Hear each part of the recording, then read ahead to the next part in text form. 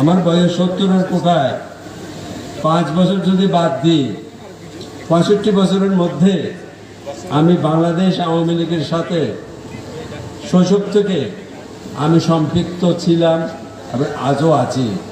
যেখানে ছিলাম সেখানেই আছি। বঙ্গবন্ধুকে ভালোবাসি, বঙ্গমাতাকে ভালোবাসি এবং আজকে আমাদের যিনি মাননীয় প্রধানমন্ত্রী জননেত্রী শেখ হাসিনা আমাকে অত্যন্ত স্নেহ করেন, ভালোবাসেন। বকাও দেন, বকাও শুনেছি, কিছুদিন আগে বকাও শুনেছি, কিন্তু আদরও করেছেন। উনি আদরও করেছেন, যে আদর সবার পক্ষে সম্ভব না। আমাকে বলেছেন, এটা সবার সম্মুখে বলেছেন। এমন করে উনি একটি কথাই বলেছেন, করেছে তো বলছে কেন, তাই বলে কি প্রেম দেবো না, এটা বলেছেন উনি চট্টগ্রাম এই কোর্টিলে। আমি ওনার প্রতি গভীর খুব শ্রদ্ধা জানাই ওনাকে।